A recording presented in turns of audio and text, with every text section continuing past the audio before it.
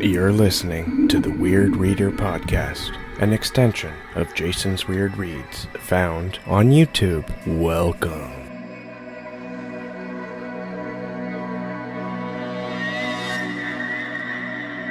Hello, today I am joined by one of my favorite booktubers. I gotta be careful because when I go to say booktube, book talk always wants to come out.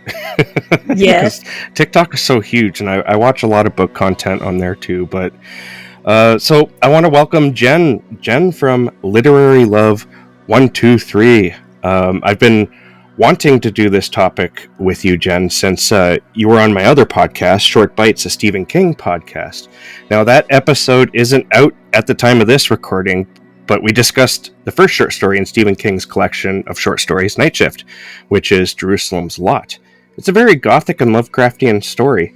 And during that conversation, you really taught me about the Gothic genre, things I didn't really, I probably knew, but it didn't, register until you talked about it.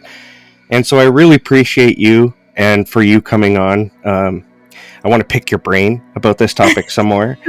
And so thank you for coming on and discussing this subgenre with me here on Weird Reads. I'm excited to be here. I'm looking forward to our discussion. Awesome. So just before we begin, I would like you, if you want, to tell us about your YouTube channel, Literary Love 123, and what it is you discuss there. I use my master's in English and my passion for the horror genre to talk about the books that I read. Awesome. How long have you been doing it? A little over a year now. Nice. What do you like? First of all, do you enjoy doing it? And if so, what do you enjoy most out of doing your YouTube channel? I enjoy it. I especially enjoy the community. I don't have a large subscriber number, but I have built some real relationships with people who watch my channel and I watch their channel. And this past weekend, I actually got to meet two of the people I've met through BookTube in person. So Nice. I have really learned to not focus as much on the subscriber number, which is not to say it doesn't get to me sometimes. I mean, it does. I'm human. Mm-hmm. But I am centering my, focus more so on the building of community and connection and just getting to talk about books with other people who love books. I've fallen down that rabbit hole of obsessing over subscriber numbers. And how did you pull yourself out of that? By telling other people what I was feeling, talking to other booktubers and saying, I feel like, why am I doing this? Nobody cares. And they just reiterated to me about the community I've built and just trying to focus more on that. And then one of the booktubers that I actually met last weekend, Kat from Kat's Novel Adventures, I believe she said this is a quote from Mel Robbins, but Kat likes to quote it too, and she'll say, "Don't swim in the toilet bowl of comparison." So just that, that statement there, I keep telling myself that and literally thinking about, I don't want to be in, the nasty toilet water, so I'm going to quit comparing myself to other people. Do you suffer a lot from comparisonitis? I do a lot. I mean, it's something I've had to overcome, and I think I have. Yeah, I used to. It got really bad for me when I first got into my grad school program, dealing with both comparing myself to other people and then also imposter syndrome. Mm-hmm. But again, I just talked to other people about it, and I talked to my therapist about it. And so she's, also giving me some tools about just focusing on what I'm doing and not letting myself look at other people, because most of us anyway are going to tend to cast ourselves in a less favorable way when we try to compare ourselves with other people. So for my mental health, I also have gotten very adept at saying, nope, not going to do it. Yeah, not going to do it. That's a good point, because you can slip into doing that very, very easily. I find myself doing it without even noticing, but I have learned to catch myself and say, I'm my own entity. I am my own thing, and they're their own thing. Exactly. I don't need to compare myself to that. Do you find yourself catching yourself now when you slip into it? I will, because it's that tendency is still there, but I'm able to, you know, put it out of my mind and say exactly what you said. I'm doing my thing, and nobody else is doing exactly what you're doing, and nobody else is doing exactly what I'm doing. So we have our area, you know, that makes us who we are.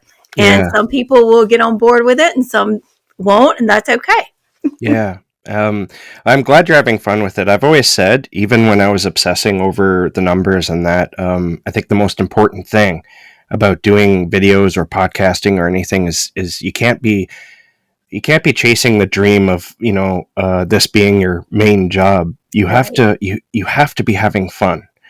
If you're not having fun, then there's no point in doing it. And I think I've actually talked people out of doing their channels before by saying that. And it wasn't like an intentional thing, but if they weren't having fun, then there's no point. If you're having fun doing Right. it, then the sky's the limit. Just don't obsess over that stuff, right? Exactly. Yeah. Now, on the other side of the spectrum here, what's your least favorite part of doing your channel? Editing. Yes. Editing. Like I've still got a lot to learn with editing. But I just get in there and do the best I can. I feel most self-conscious about my vlogs, and I've done a lot of vlogs, but I look at some other people's vlog footage and it seems so seamless and very aesthetically pleasing. And mine Mhm. is not always those things. But that's like, if I could hire somebody to do Yeah, my yeah. editing, I would do it in a second, because I hate that part of things. Yeah, you know what? Me too. What I hate is putting the pictures in because it takes so much time getting them the right Yes. size and where you want them and everything. And it takes me up to an hour to 2 hours to edit a video, Yes. where editing a podcast takes me about maybe a half hour, depending. Mhm. It's Mhm. it's incredibly annoying. So, moving on here, what are some of the best books you've read since you started your channel that you probably would not have read if you weren't hosting Literary Love? That one is kind of a tough one for me. But I'm trying to think of like some book club books I read and enjoyed that I might not have read otherwise, like in other people's book clubs. Mm-hmm. Um, One of them I read was out of my head now. Oh no. Um, I know it was for Elizabeth Sagewood's channel. I love Elizabeth. Yeah. She's great. It was a Hester Fox book, Okay. and I cannot remember the name of it, but it talked about this murder mystery, and they were all connected to different Edgar Allan Poe stories. And so That's I nice. liked it for that reason, but I never would have necessarily picked up Hester Fox, even though she is Gothic. She doesn't exactly fit into the horror Gothic.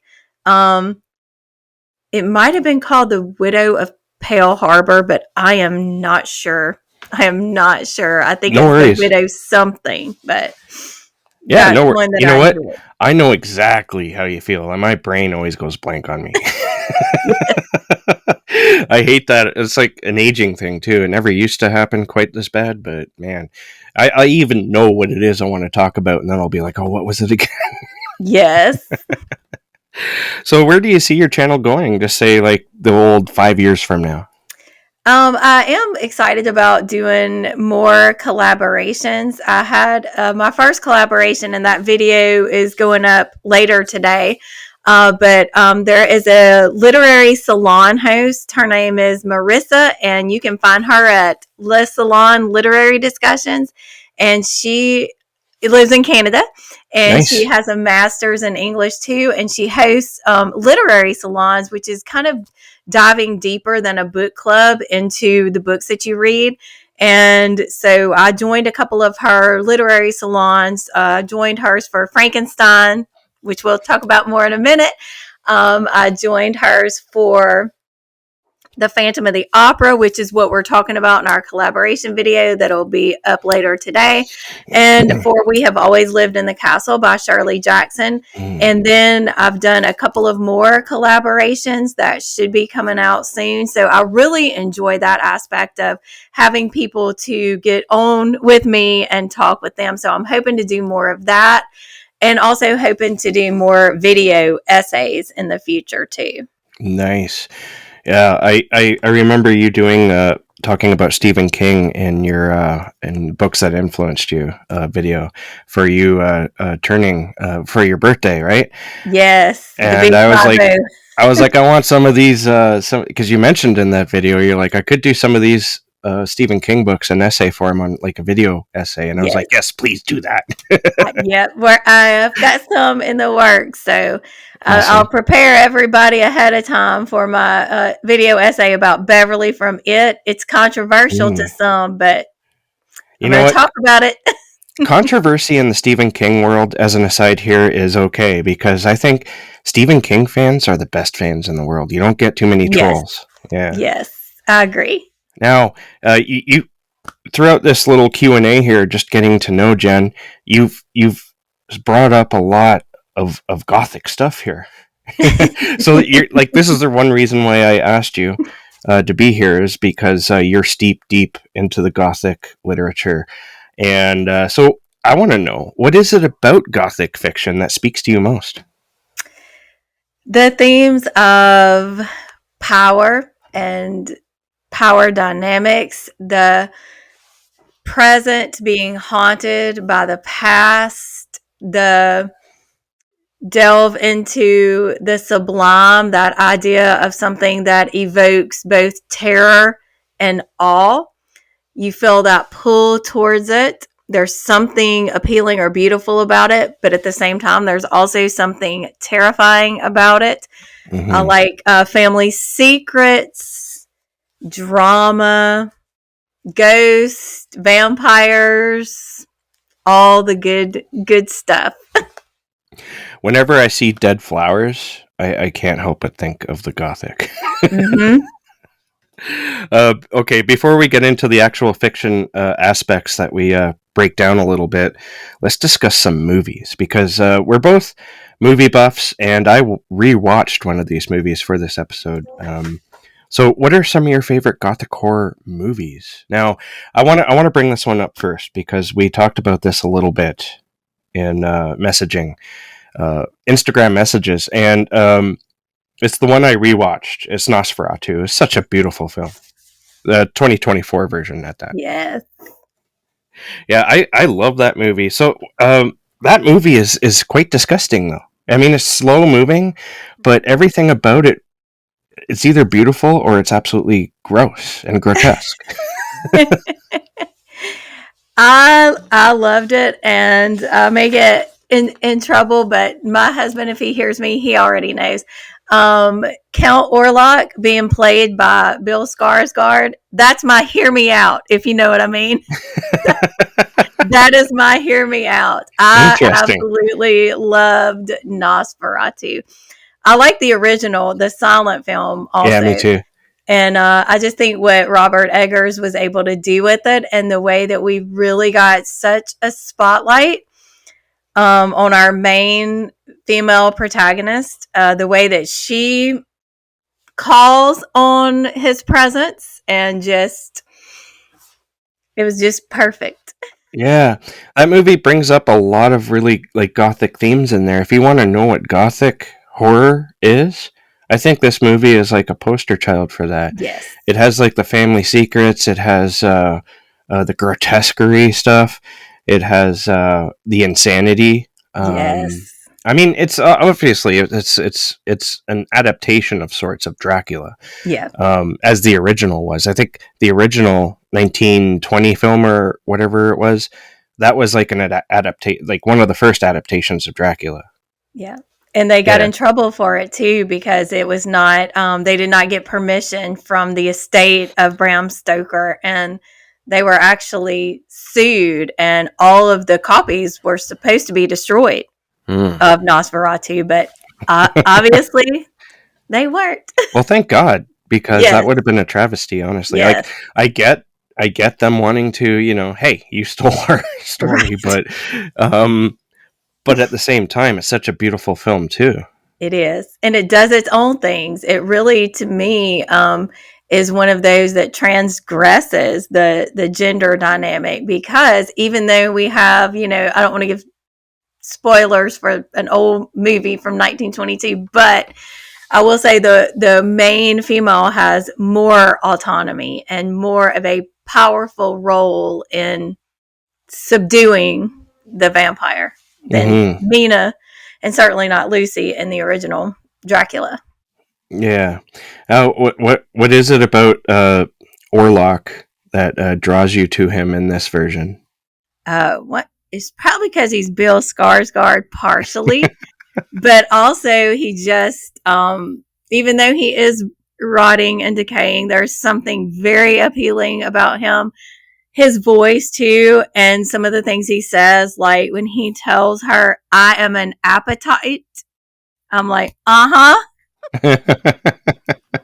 Yeah, yeah. That voice and the breathing is mm-hmm. like I don't know, being Jonathan Harker. Was that his name in the book or in the movie? I can't remember. The Uh, Mina's husband that goes first to the yeah, castle. Yeah, in Dracula, Jonathan. Mm-hmm. but in Nosferatu, I don't know if that's his name or not. But his No, I character, can't remember. I can't even remember what his name is. I think they yeah, did change his name. yeah, I can't probably. remember. But anyways, like he goes there to sign off an estate because he's buying an estate near where he lives, and he's like he's a lawyer or whatnot, so he's officiating it all Yeah. for him. And I'd be questioning, are you sure you can make it there? Right. Because he's like, You look a little old. You sound a little unhealthy. yeah, but when he gets angry, you sure know it. Yeah, yes. He's a little moody. A little bit. And that's probably the appealing part too. Like the bad boy appeal that some of us have. But yeah, like there's parts that are really just gross, like the ending.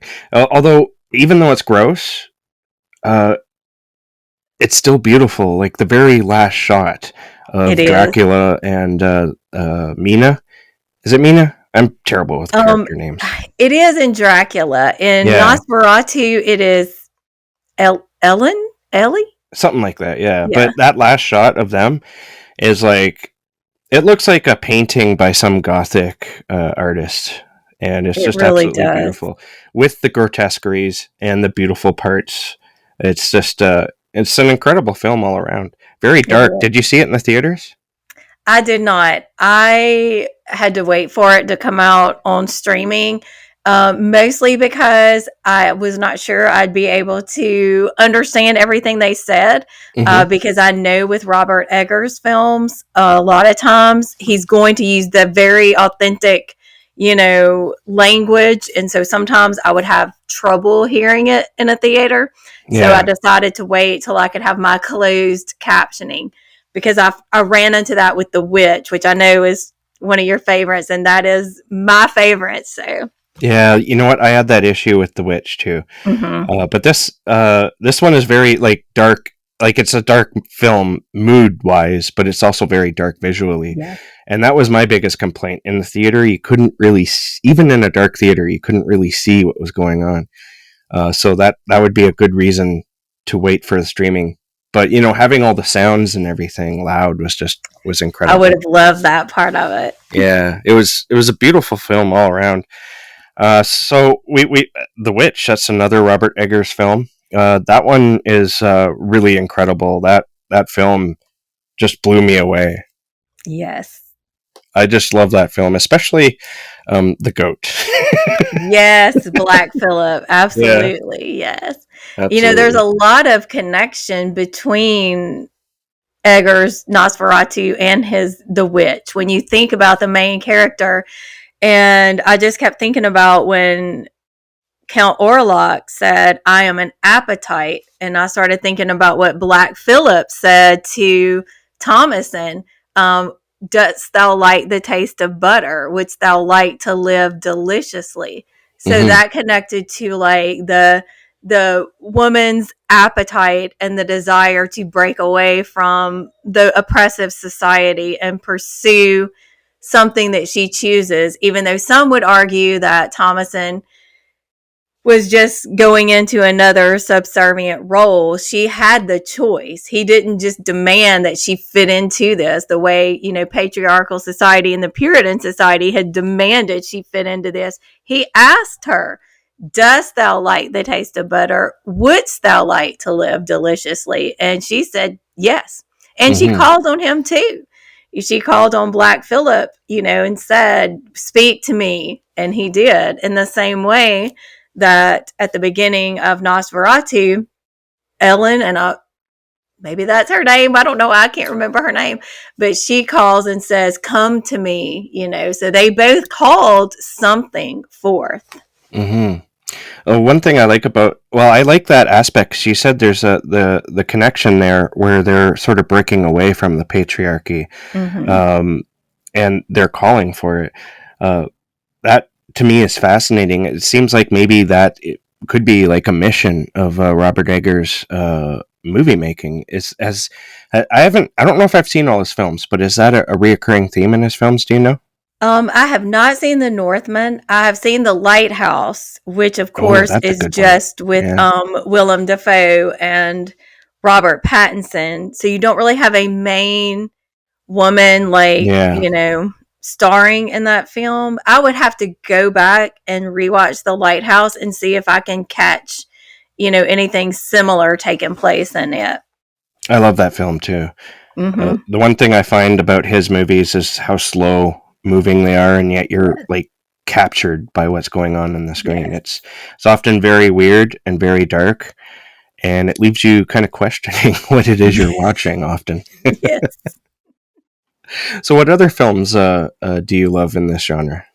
I didn't want to pick any of the same ones you did because I wanted to give you the chance to talk about those.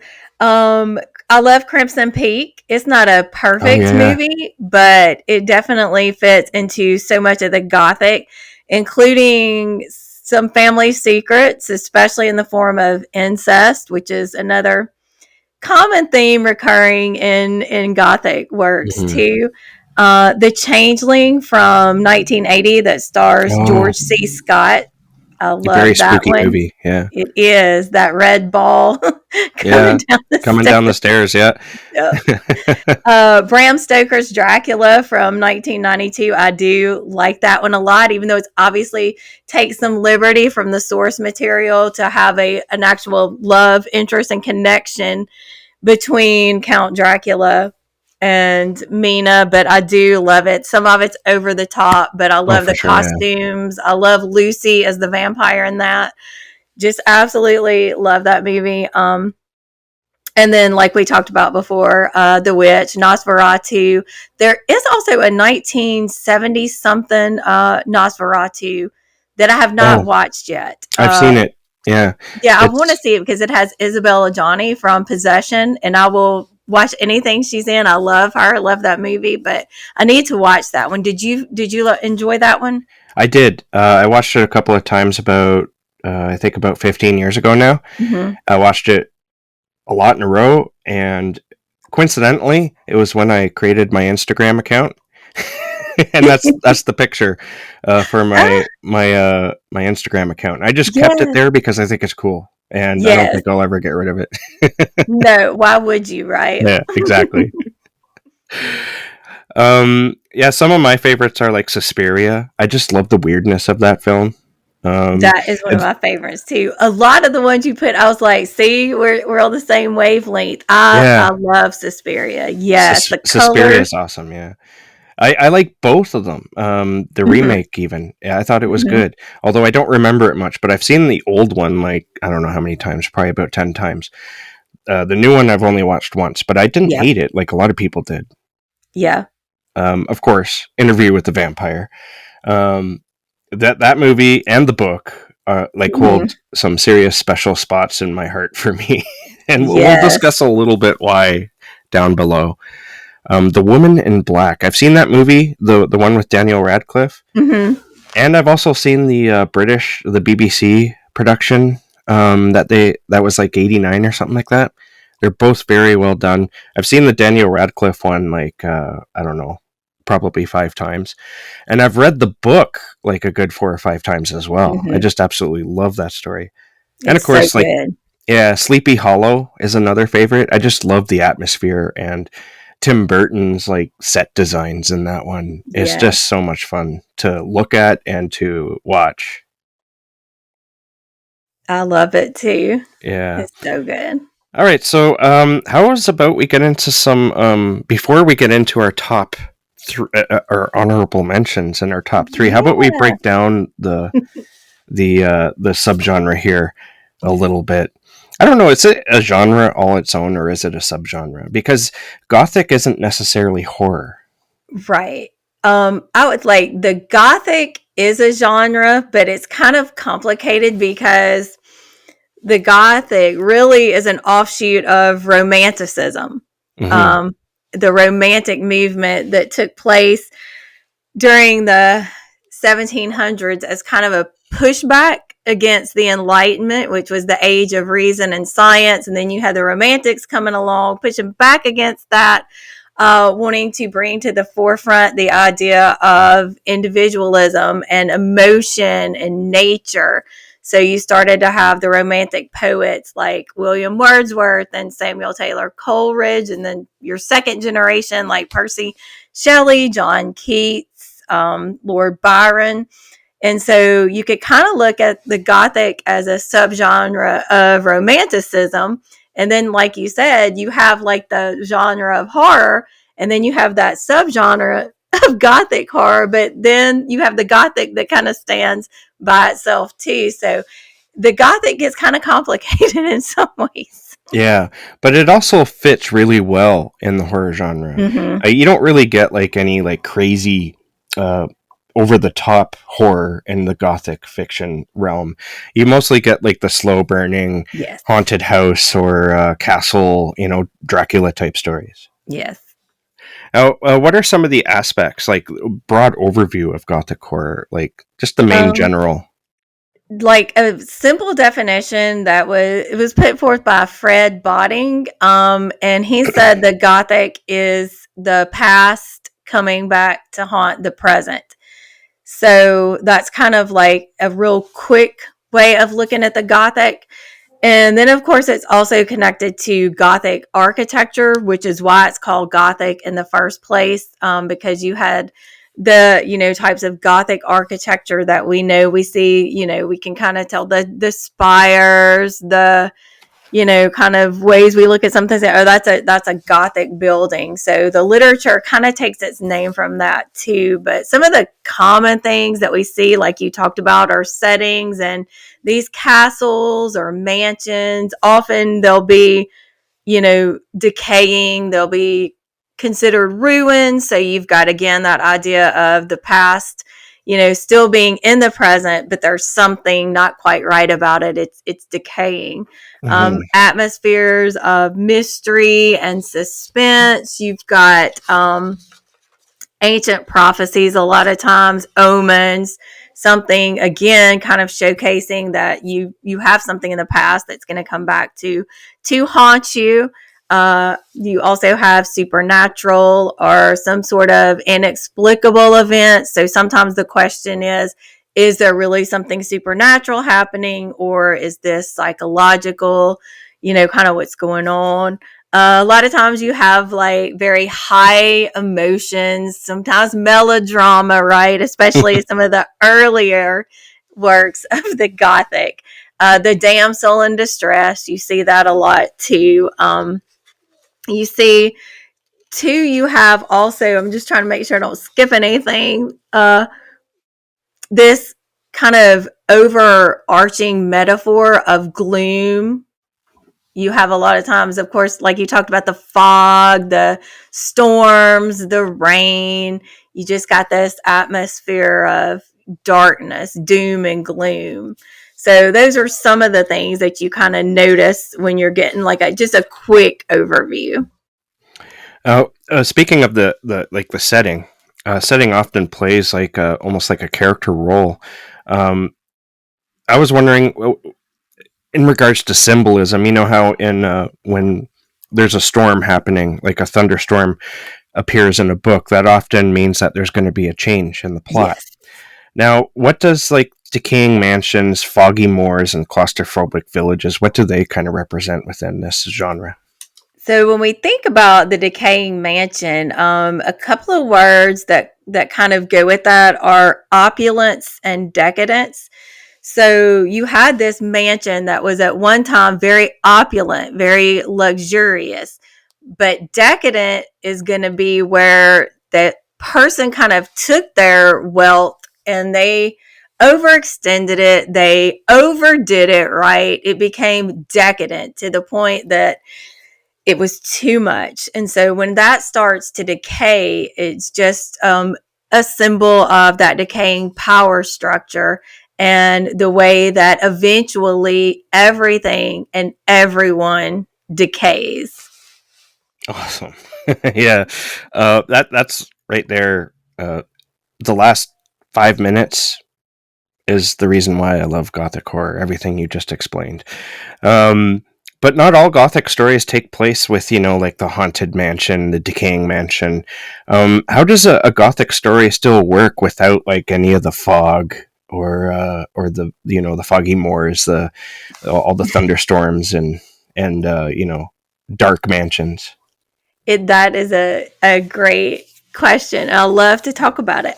So the idea again, if we think about just that simple definition of the past coming back to haunt the present, that can be seen in a lot of different ways. And one way is the suburban Gothic, and that's something I've become very interested in the past few years. After reading The Haunting of Belkwood by Gwendolyn Keist and then Mm. listening to your interview with her, but that kind of subverts some of your Gothic trope because that is a setting, in suburbia when you started to have suburbs, and they're in other places too, but I think most of the time they're associated with the United States. And they popped up like in the 1950s after World War II, these suburban communities. And so they look cookie cutter. Everybody's house, everybody's lawn looks the same. It's pristine. They were set up to welcome certain socioeconomic levels, certain racial dynamics. They're predominantly going to be white neighborhoods, and that was something that was intentional. Hmm. And so you have what appears to be perfect, so to speak, on the outside, but there can be a lot of sinister things going on the inside, whether it is, something in the family where traumatic things are happening on the inside, but everything looks perfect on the outside. Then you have the underlying, as I mentioned, the, pushing out of certain groups of people that don't fit into this middle to upper class white, family kind of ideal. And so you have there the idea of something sinister lurking beneath the surface. Shirley Jackson is another really good one with suburban Gothic, especially her novel, The Road Through the Wall. And a lot of her short stories deal with that and deal with women trapped and confined in these suburban neighborhoods, like the Stepford Wives, all of that. And then there's also like polar Gothic, which a couple of books that really fit that would be Dark Matter by Michelle Paver, The Terror by Dan Simmons. The idea that you're in this sparse region of just ice and cold, and nature has the power over you. And that's another thing that we see in the Gothic too, the idea that the natural world is more powerful than we are. And that also ties into this concept of the sublime that Edmund Burke wrote about. And the sublime is like that which evokes both terror and awe. Um, it's something that we find appealing, but at the same time, we are terrified of it. Hmm. And he talked about that in terms of nature a lot. Like if you're in the Arctic, for example, and all you see are these, just sheets of ice surrounding you. And so you feel very small, right? And you think it's beautiful in a way, but it's also terrifying. Same thing if you look at the vast ocean or like a huge tall mountain. So the Gothic can be seen in that way too. And then you have like American or Southern Gothic, which deals a lot with family secrets, trauma, injustices, the enslavement of people, fear of the other, and those kinds of things. I think my life becomes a polar gothic story every time we get our first snowstorm. I can't imagine. I cannot imagine. We hardly ever get snow, and we happened to get it this past January, like 6 inches where I am Oh near man, Mobile, yeah. Alabama. That's a wild amount for Well, us. that's a horror story for you guys because you guys don't have No, the equipment to take care of it. no, we Yeah, didn't. Everything shut down for 2 days because we don't have like snow plows or the right kind of vehicles or any. I don't even know, salt trucks. Is that yeah, what y'all have?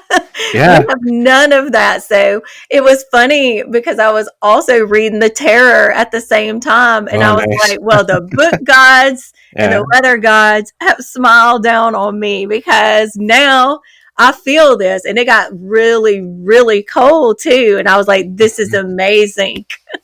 I have a somewhat similar experience with the Terror. I was listening to it on audiobook, and I had to well, as you do, travel back and forth to work. But my travel Mhm. to this job was like a half hour long, and it was often at night when the sun was down, and it was winter. And there was a few more than a few times because the audiobook's quite long where I was driving through a storm, and so you're listening to this book while like you're seeing snow fly sideways down the road, and it just looks like you're in the Arctic while you're listening to it. It was beautiful in a sense, Yes, other than the fact perfect. that I hate The snow. book and weather gods were smiling on you too. Yeah, yeah. I mean, it was quite the experience for sure. Yeah, Yes. awesome.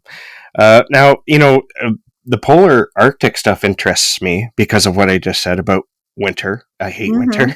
Mhm. Like, it dredges up like serious dread within me, and but there's also the aspect of isolation that Yes. I like. It's like being on another planet if you're way up north like that. There's nobody to help you, Mhm. and that terrifies me. Yes. Yes. So, but going on with isolation and madness are often themes in Gothic fiction. I was wondering about the aspect of an ill or insane aunt or cousin, sister, mother, etc., locked away in the attic. This plays a big role in some Gothic fiction, Mhm. such as Jane Eyre, which is one of my favorite of the classics. Why does this exist, and where does it come from? The root of the mad woman in the attic, right? A lot of it has to do with hysteria. If you know that term originally, Mm-hmm. is connected to a woman's uterus. And there was the belief by doctors that anytime a woman experienced anxiety, depression, even physical, problems, that it was Or connected even to. just basic human emotions. It's, yes, yes. How dare this woman be irritable today? She's hysterical. Yeah. So it was like the idea of the traveling or wandering womb, which is even why now you have hysterectomies, all those Mm, hyster things connected to that. So a lot interesting. of it had to do with the treatment and the view of women, that if they were acting any sort of way, even things like disagreeing with their husbands. Oh, lock them in the attic. That's it. You have no autonomy. Get out of here. So hysteria. And you also had in the patriarchal societies, especially in England, but also this would go to other parts of Europe and even other parts of the world. This idea of the angel in the house, versus the new or fallen woman. So, The Angel in the House was a poem by Coventry Patmore, and it idealized this so-called perfect Victorian wife who is just the angel in the house. She makes sure the husband is happy. She makes sure the kids are happy. She makes sure the house is clean. She makes sure everything is perfect, and she smiles while doing all of it and dotes on her husband. And so if she didn't do that, then she was considered to be this other extreme, a fallen or a new woman. If she dared to speak her mind or leave the house, too, that's another idea. The angel in the home, they weren't supposed to leave their homes. They were supposed to be happy and do everything in their homes and not be anywhere else. But don't get upset about that, right? Because then you'll be hysterical and you could end up in the insane asylum, or you could end up in the attic. And they also had this like Madonna versus horror complex. You can really see that in Dracula with Mina. She would be considered more of the Madonna type, and Lucy would be considered more of the whore because she has 3 men interested in her. And she even says at one point, well, I wish I could just marry all 3 of them. And then, of course, she's the one who is, really pulled into Dracula, seduced by Dracula, ends up being staked at the end. Of course, staked. There's phallic stuff there, but we won't get too Freudian today. But, anytime a woman transgressed those boundaries, she, would be put away. And I especially get very upset about Bertha Mason and Jane Eyre. And Lucy too. Speaking like we did a moment ago of Gwendolyn Keist. This, if you know me, I'm like a huge fan of Gwendolyn Keist. Me too. But, she has her novel Reluctant Immortals, where she retold the stories of Bertha and Lucy. And I was so moved by that novel that I wrote a paper in grad school about the so-called bad women, Bertha and Lucy. But when you dive deeper into Bertha and Jane Eyre, she did not fit into what Rochester wanted. She came over with her own ideas, her own culture, her own way of doing things. And she didn't want to fit in and be this perfect, angel in the house. And so that's a lot of the reason why he locked her away, and then said that she, was a mad woman. But I would have been mad too.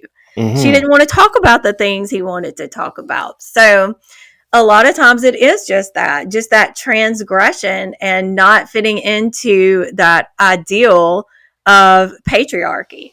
And I probably got real passionate about that because I get real mad about it. I'm the mad woman. Honestly, not put me in an attic. It angers me too.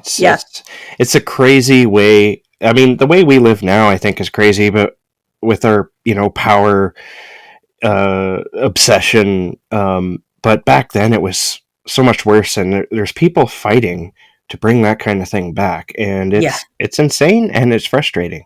Yes, unfortunately, all of that, I would have been passionate about it for a long time, but the past few years, especially this year, absolutely, it feels very much Gothic. The past is coming back to haunt the present, and absolutely, it feels very, very relevant right now.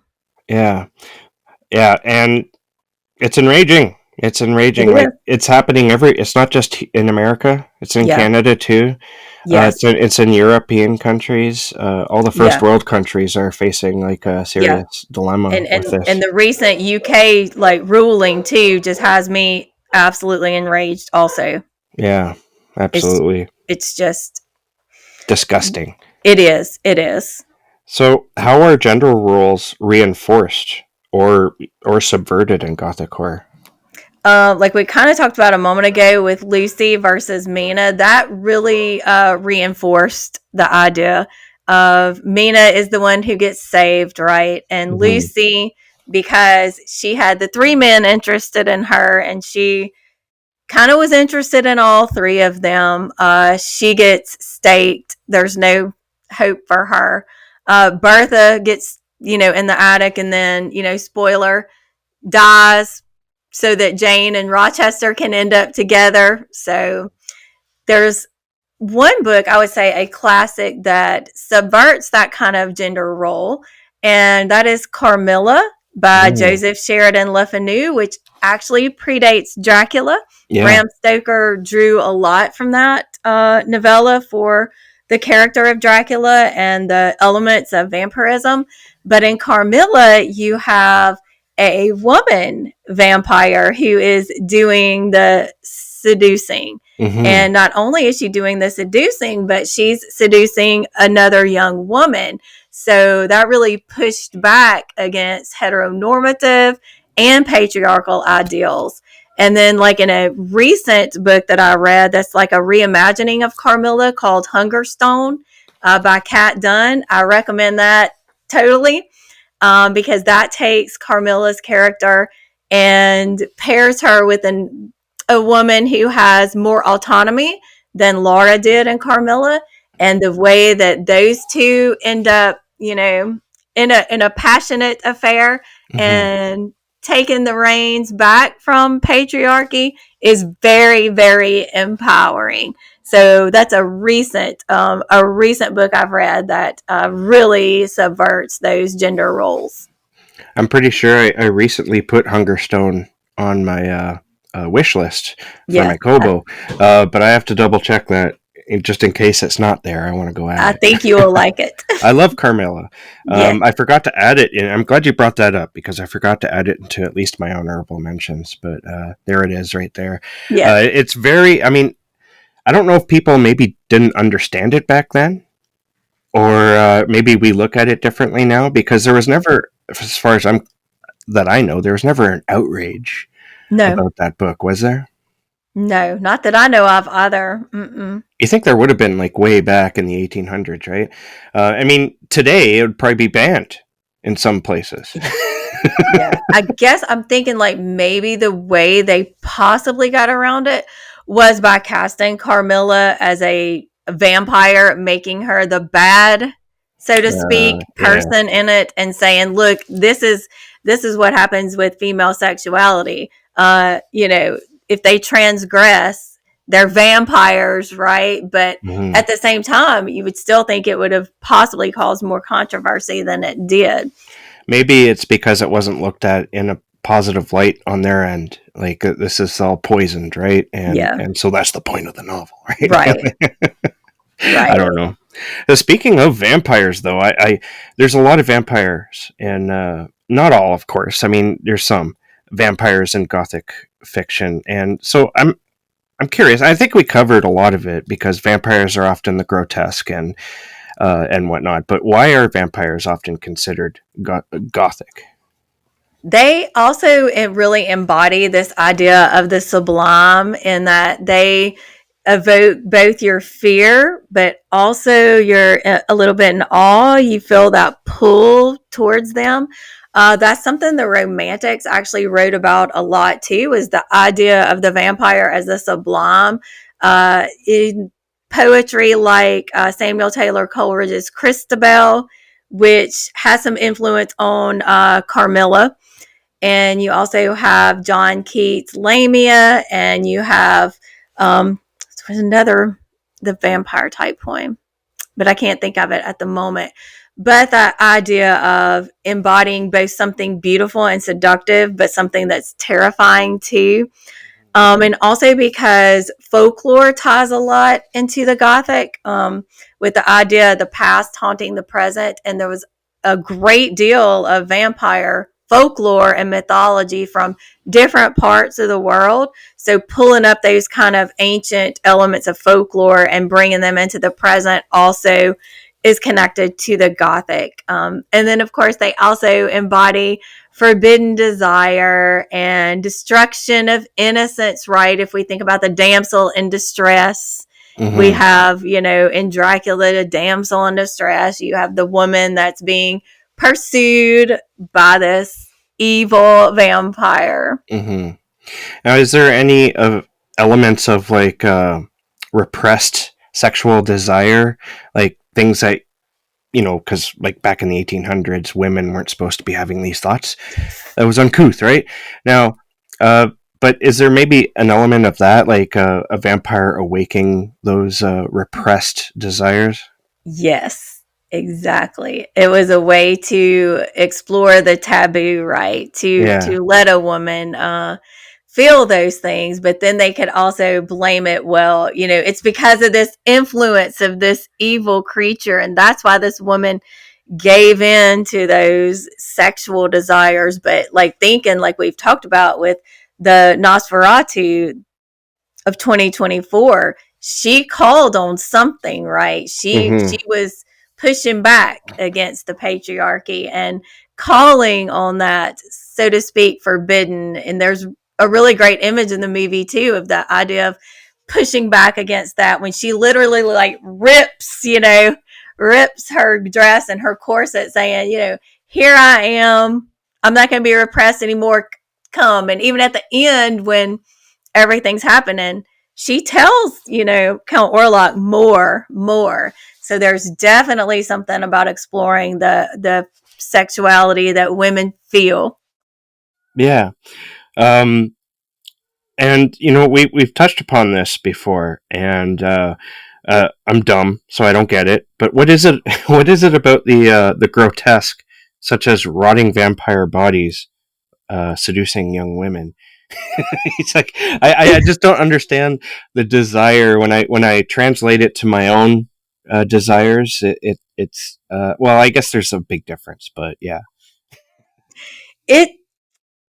I think it has to do with power too, because if you're looking at a vampire, they are powerful, they're immortal, they have been around for quite some time, which that sometimes brings up an issue that people have with, you have a 200-year-old man and this 20-year-old woman, and stuff. Yeah. But I think it all ties into that forbidden, and at the same time that threat of death and destruction, but it also is offering the potential for eternal life. So I think there's that push pull that we have of what would I do for immortality. Yeah. And also just, I don't know. There's part of me that can't explain it. Like, I don't even know if I can exactly explain, like we talked about earlier, why Count Orlok is my hear me out. Yeah, I guess maybe it's the authoritativeness. Maybe there's comfort in that. Like, he would take care of you. Mm-hmm. Like, you wouldn't have to worry about a damn thing. Exactly. Okay, I have a silly question here, and mostly because I was obsessed with this when I was a teenager. But when I was a late teenager, I was reading Anne Rice's Vampire Chronicles, and I seriously wanted to become a vampire. Did you have this too? Oh yes, I still do. To be honest, I still do. Yes, I would love it. I would love to be a vampire. Actually, this past weekend, when I was in New Orleans, I went to the Vampire Cafe. Oh, nice. And sometimes they'll give you a little card, and you can take it like later that night and get into the secret vampire speakeasy. So we did that, and we were let in by a vampire. I mean, Awesome. he went all out. He had the file teeth for fangs. He had long fingernails that were, I'm pretty sure those were actually his. He had contacts in. He was dressed all in black and just looked very vampire and very appealing. So when we got up to the speakeasy, we could have drinks in blood bags. So like a red sangria in a blood bag. So yes, I have wanted and still want to be a vampire. That has not gone away. Yeah, I guess I still do too. Yeah. But I'd want to be in a younger body again, at least. Yeah, I might should have done it a few years earlier, since I just turned 50. Yeah, welcome to the club, by the way. I turned 50 in September, so happy birthday. Yes. All right, so we talked a lot about vampires, and that was one reason for that. So I used to be and still am obsessed with vampires. But there's also a lot of ghosts in Gothic horror. I said here in my notes, Gothic horror fiction is filled with ghosts, even in the vampire stuff, even in the non-horror stuff. There's like a John Irving story that's somewhat Gothic, and it has ghosts in it. So what do the ghosts what do ghosts represent? Do they represent something eternal like guilt, grief, unprocessed trauma, that past coming back to haunt you? Yes, definitely. They do all of those things. Again, like you said, with that idea of the past coming back to haunt the present, whether it's literal or figurative. Awesome. How do the ghosts tie into the history of stories or setting of family? A lot of times with that setting, of course, we know we'll have haunted spaces, whether it's a haunted house or whether it's a haunted neighborhood, like in The Haunting of Velkwood. Again, just that idea of ghosts being a representative of a haunted space. You think about spaces where horrible things happened.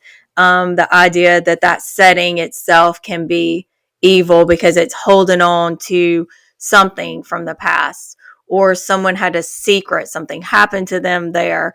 And so in that setting, when you go in it, you feel that past, whatever occurred there. And then, like with family, of course, you have ghost being the embodiment of some sort of ancestral curse or like a lingering presence of injustice, especially when we think about Southern Gothic and the lingering presence in the South of enslaved people and oppression, um, trauma, repressed emotions, hidden truth, the inability to reconcile with the past, something that happened in the past and you're still dealing with it. So it's still very much present, can be, you know, embodied in a ghost. Then also like psychological horror, and then the fear, like your existential fear of death for yourself, and then explorations of the uncanny or unsettling, that which is familiar but there's something not quite familiar about it, something's a little bit wrong. Mm-hmm. And one thing I love about horror, and this seriously applies to gothic fiction of all sorts, is, and I forget who said this the first time. I didn't come up with this myself, but somebody said that um, reading horror is often like a suburban town where everything looks perfect, but there's a rock in somebody's front yard, and you lift that rock up, and beneath it there's worms and gross things, Mm-hmm. right? And some people, like me, become kind of obsessed with what's beneath that rock. Yes. I'm wondering, what is Gothic horror's obsession with mortality, decay, and the boundary between life and death? A lot of it is like the inevitability of decay. Like if you see a castle, for Mm-hmm. example, that's decayed, then you know you yourself, you know, you're going to decay too. So you kind of are processing the fear of death and the fear of rotting, you know, and your own, again, kind of back to that existential fear and existential dread, Mm-hmm. the idea of like the resurfacing of the dead, those kind of things with the decay part of it. I love that. I absolutely love that. All right, so I think we've made it. I think we've dissected this. Is there anything else about the Gothic genre that you would like to express that maybe we didn't touch upon? One of the things I like to talk about too is this idea of the liminal space, this in between Yes. space.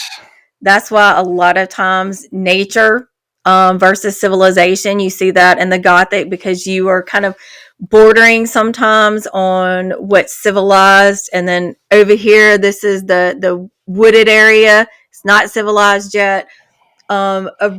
Dracula does that very, very well at the beginning. Bram Stoker, when he writes about Jonathan leaving England to go to Transylvania and see Count Dracula when he's traveling through the Carpathian Mountains, Bram Stoker is continuously talking about how now Jonathan has left the city and now all he's seeing are woods and mountains. And he also has things written in there like the trains don't run exactly as well as they do in England. And everybody over here is all superstitious and uncivilized. So that kind of pushback from civilization versus barbarianism, as they would have termed in that day, people who weren't, Western European. Yeah. It's interesting, like the paranoid village, the villagers in Dracula, they try to warn Jonathan Harker off, Mm-hmm. going to that castle. Same thing happens in Susan Hill's The Woman in Black. It's Yeah. something I wanted to ask, but I didn't know how to ask it, but I think this is the perfect time to ask. I think that slasher fiction, like slasher movies especially, like Friday the 13th and whatnot, Mm-hmm. I think they borrowed, and they're kind of gothic stories in their own. Because you often get the gas station attendant in that small town that warns them off, like, don't go Mm-hmm. down in them woods, Yep. you won't Yep. make it back, and they're all like, crazy old man, right? Exactly. The harbinger, right? Yeah, but then you also have the past coming back to haunt the Mm-hmm. present with these killers, like represented as the killers. Yep.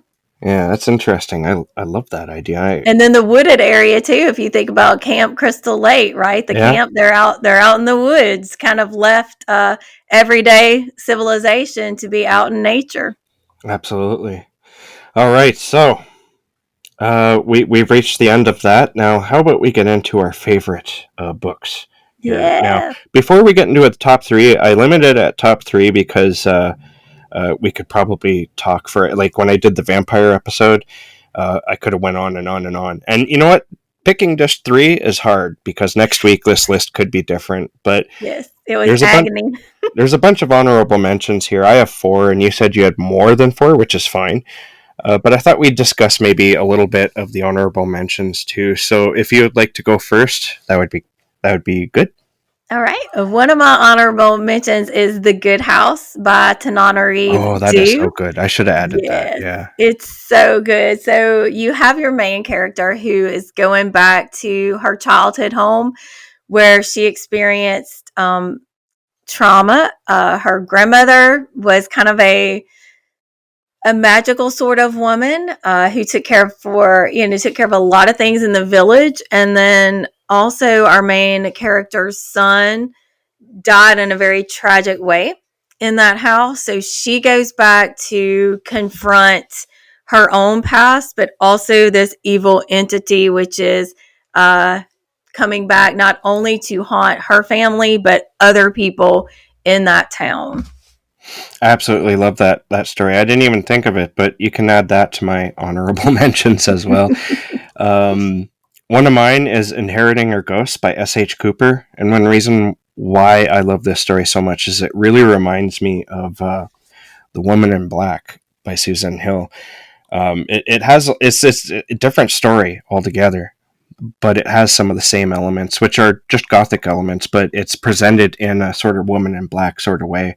It's about a young woman who's I forget if it's her mother or grandmother. I think it's like a distant relative who dies and leaves her the house, and it's a giant mansion, and she doesn't initially want to go there, but she decides to move in because it's bigger and it's more spacious, and she has these two giant dogs. I don't know if you've seen the cover, but it shows Yeah. the two giant dogs on it. Anyway, so when she moves in there, inheriting her ghosts, quite literal to the story, because the house is haunted, and these ghosts, they're not shy, they're gonna try to destroy you. Ooh. And also there's a secret room that she can't get into. It's just it's fun, first of all, and it's got like all the elements, and I absolutely adore this story. I think more people need to talk about Inheriting Her Ghosts by S.H. Cooper.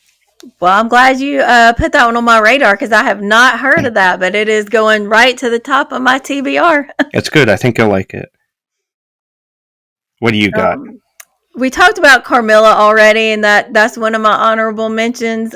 Dark Matter by Michelle Paver, and now I'll let you go before I talk about other ones because those we already talked about. Yeah, I have Dark Matter, but I haven't read it yet. I want to read it.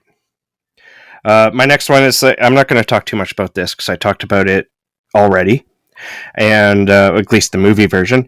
And I talked about it in the vampire episode, and that's of course the Vampire Chronicles. I'm adding all the books here, but it's just that it's a different sort of vampire. They're still creepy. They're still kind of grotesque in areas, depending what state that vampire is in. But there's also like the drama, the family drama and whatnot, the friendships, the relationships. It just, it completely seduced me when I was younger. Mhm. And I recently reread them, not all of them, but like the main ones. And it still did that to me. It's like you kind of wish you had that kind of lush and rich history. Never mind, the blood sucking. I would probably be like Louis, feeding on the rats and Yes. whatnot. But but that's another aspect I love about it. It's like the overall melancholy of it Hmm. speaks to me because I have depression, and it's Yes. something I've had pretty much my entire life. And those books, without ever saying the word, are really steeped in that state of mind. Yes. And I absolutely adore those books. They're some of my favorite vampire books altogether. I didn't add them to my top 3 because of the whole vampire episode that I did previous to this one. So I just put it as an honorable mention. I love Interview with a Vampire. Very much, like you said, identify with Louis because I too have depression, and just so much of what he feels as a vampire and like not Mm. wanting to live that way. Like you said, it does just feel, it feels very cathartic to go through that Yes, with exactly. him. I remember when I was first reading it, I read Interview with Vampire first, of course, and then I went to read The Vampire Lestat, and Louis is hardly in that. He's like maybe 20 pages somewhere in the later parts, and I was like, oh, that's no. I want my Louis. Hmm. What else do you have? The Picture of Dorian Gray by Oscar Wilde, one of Nice. my favorite classics, and it really dives into this idea of youth versus old age and what makes a person beautiful.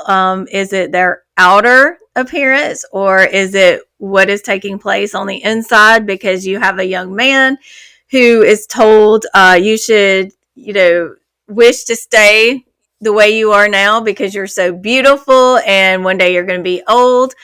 And so he just, kind of makes this wish about, I wish somebody would just paint my portrait and it could grow old and I could stay young. So that's what happens. It's only that as time goes on, he really starts to delve into some deep desires and to act in some very unsavory ways. And every time he does, his portrait shows all that ugliness on it. And it's Mm-hmm. just a really fascinating study of human nature and desire and what it means to grapple with those things. I love that story too, but I haven't read it in about 15 years. I gotta remedy that and give it a reread. Mm-hmm. Um, Going back to I just read this one. It's another indie book, and it's Shadow Manor by Candice Nola. This story is interesting. I didn't like it at first because it was kind of weird. It's about this young woman who her jerk of a boyfriend leaves her stranded in the middle of nowhere. So she's walking in the rain. It's pouring out. So she comes across this old mansion, and she decides to take refuge in there. And that was the part I didn't like. It just didn't seem overly realistic to me about her just like getting into the mansion and deciding to stay there. But thinking when I say it, it's like, yeah, of course you would, right? Like you're in the middle of nowhere.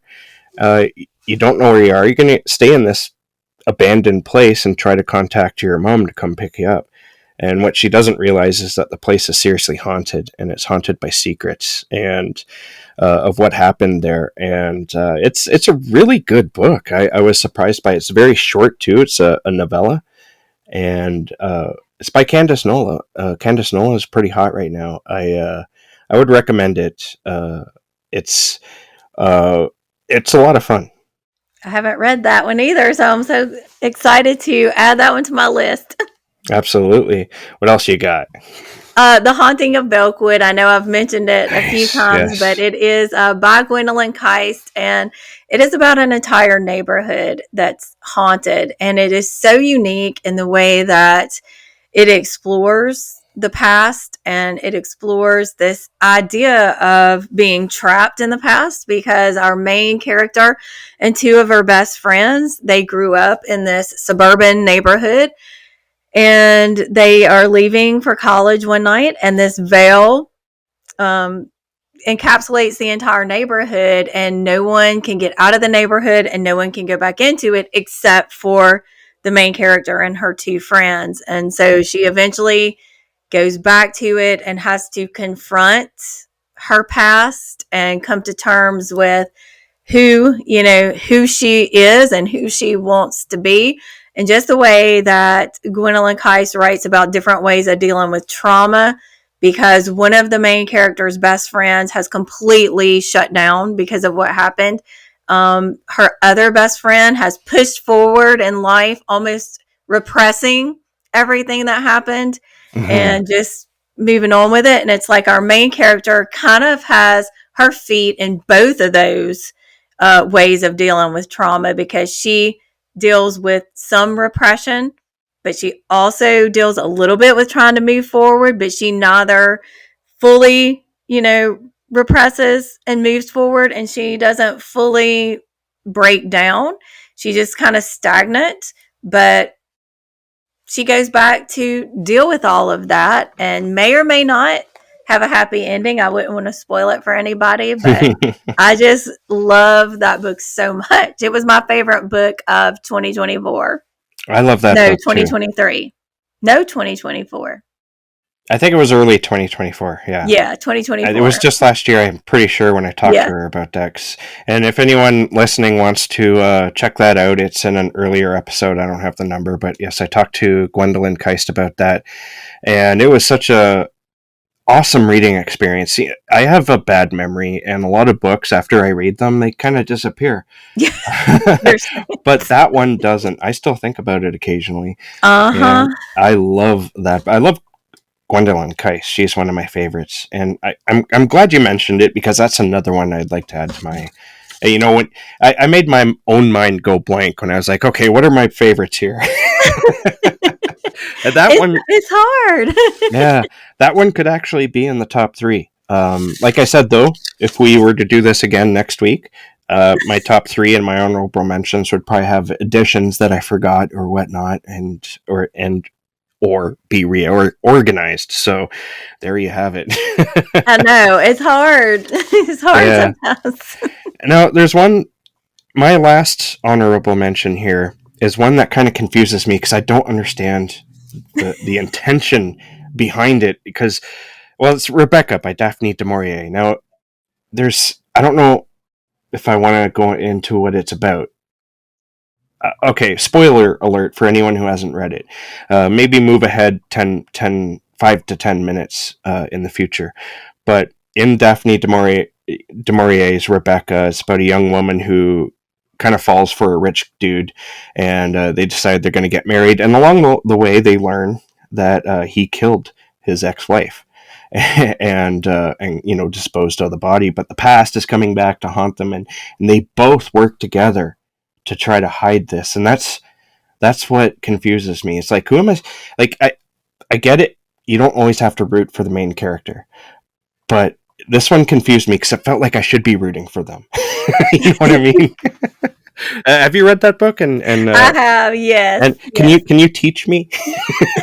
It is kind of complicated. I mean, we do find out that, at least according to Mr. De Winter, that his ex-wife Rebecca was a horrible, horrible person. Mm-hmm. And so I think getting that kind of view of her, and then following the protagonist, the second Mrs. De Winter, the rest of the time, that you just tend to want to see her be victorious. And you also have that really wicked housekeeper, Mrs. Danvers, who was very much in league with Rebecca.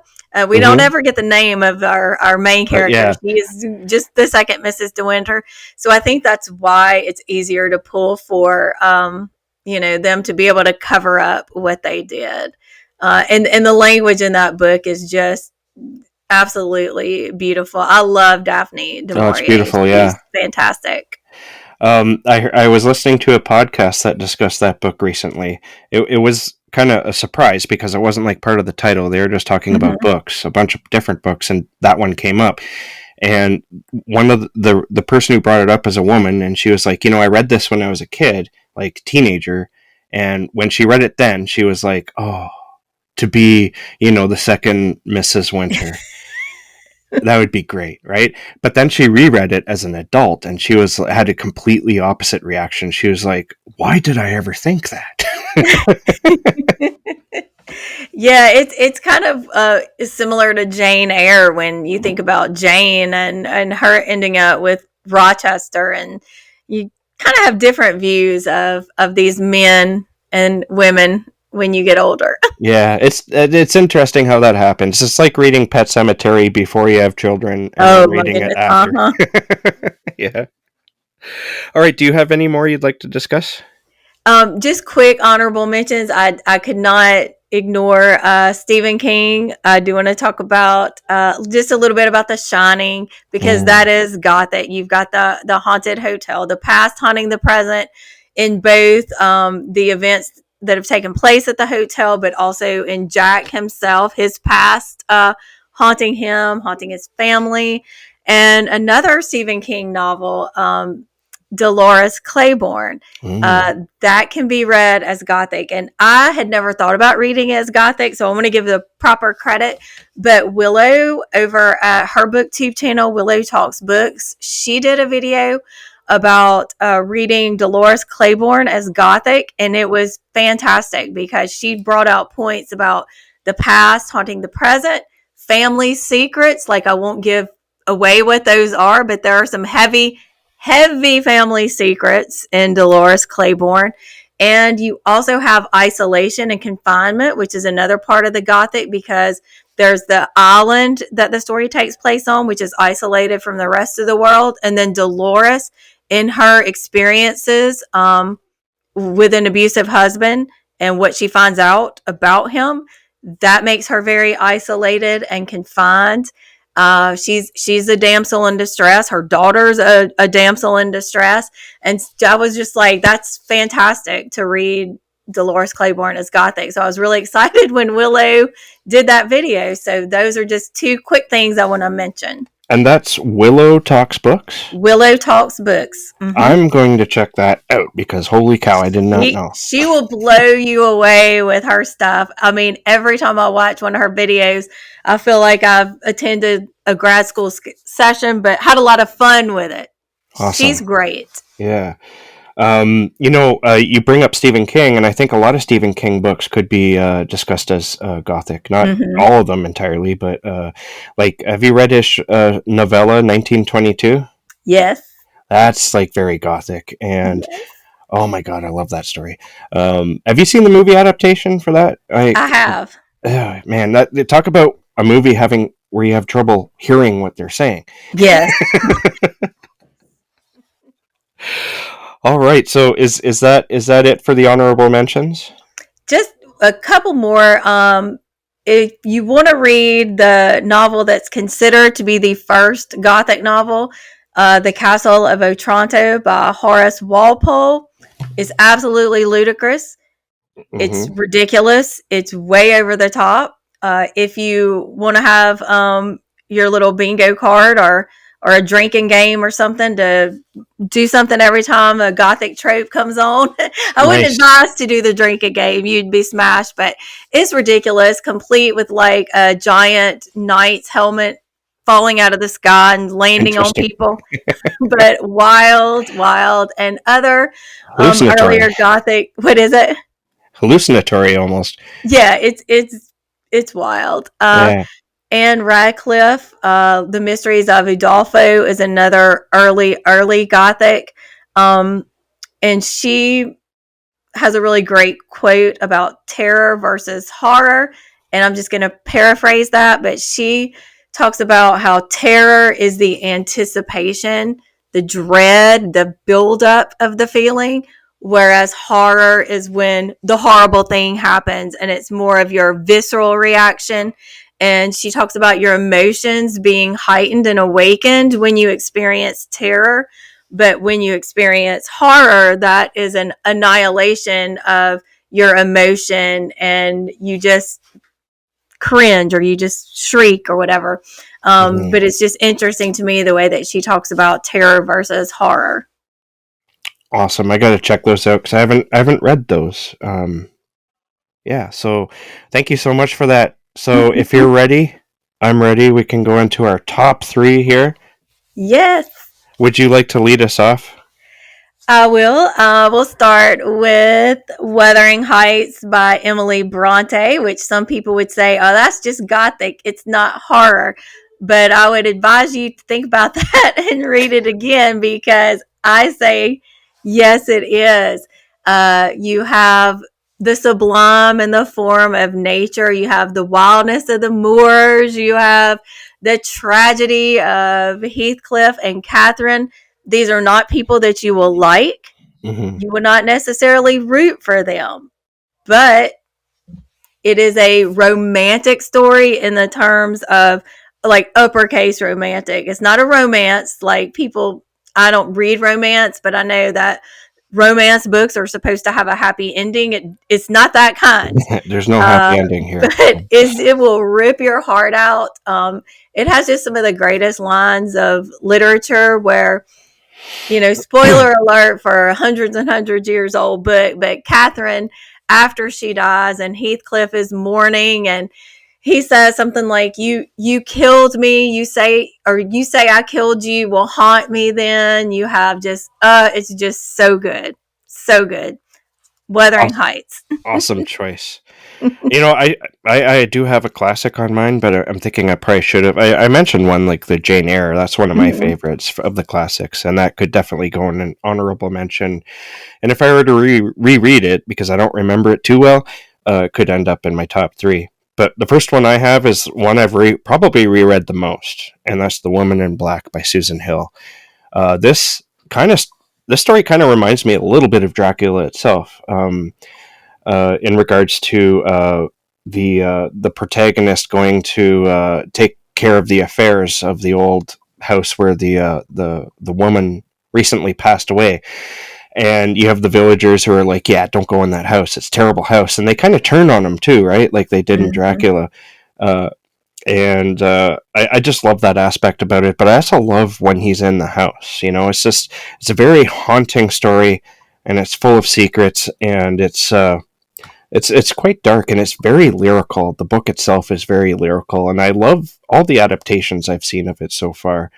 It's just one of my favorite stories of all time, and that's The Woman in Black by Susan Hill. It's so good. I love it too. Yeah. What do you got next? Of course, I had to mention my man Poe. I have an entire shrine to him over there. I'm not kidding. I have a life size cutout of Poe. So really any of Poe's stories, but I'm gonna go with The Fall of the House of Usher, because you have the decaying Usher mansion, you have nature encroaching upon the Usher mansion, you have family secrets, family drama, potential like doppelganger or doubling of Roderick and Madeline, questions about their psyches. Is something supernatural happening? Is this just Roderick's illness, Madeline's illness? And it's just got all of those lovely, lovely Gothic elements that Poe is known for. Yes, I love Poe. I haven't really read him though since like my 20s, and so I need to fix that again too. I even have like an Edgar Allan Poe shirt where it's just like a picture of his face on it. I just absolutely love that shirt. And I love his work though. It was funny, once I was at the beer store. I was buying some beers like 10 years ago, and I was wearing my Poe shirt. And the cashier started quoting Poe to me, and it was from a story that I hadn't read. And so I was just like looking at him like, what? And he was like, it's Edgar Allan Poe, like your shirt. I'm like, oh, okay, which one? And then he told me which one. I don't remember what it is now, but I felt like such an idiot, you know? Yeah, I'm the poser wearing the Edgar Allan Poe shirt here. Poser. Yeah. The poser, yeah. Yeah, it's a total favorite of mine too. My next is that classic I was talking about, and that's Dracula by Bram Stoker. I think we covered a lot about that story with Nosferatu and whatnot, but the story has been redone over and over again, but it never seems to capture what the novel has. No. And I adore this book. It's beautiful. I like the epistolatory style of it, and uh, but everyone knows what the story is, so I'm not going to go too much into that. But yeah, Dracula by Bram Stoker, absolutely. It's a classic for a reason. I love Yes, it too. very well done, very well done. And what is your number one?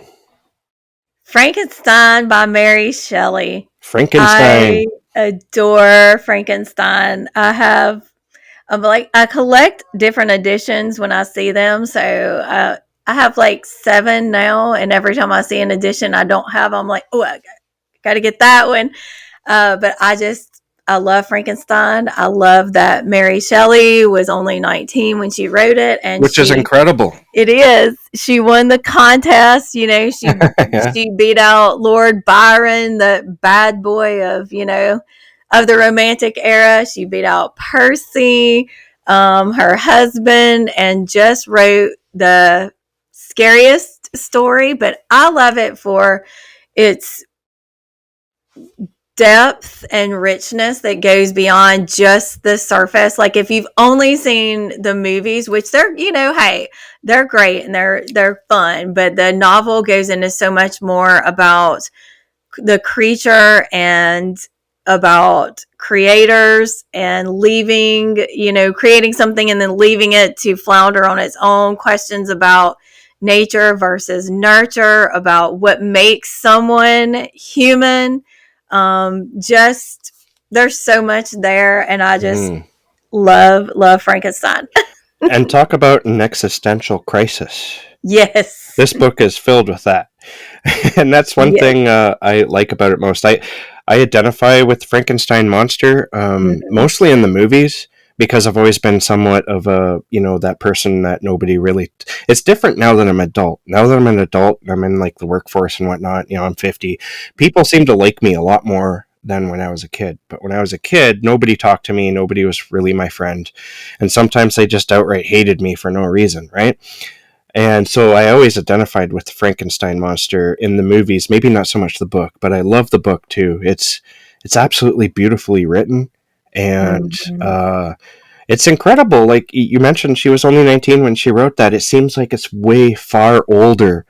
Like most 19-year-olds I know, which admittedly aren't many, but the ones I do know, they could not possibly write this kind of book. It with the depth and the wisdom that's in it. Yes. It's incredible. And she had been through so much with, miscarriages, loss of babies.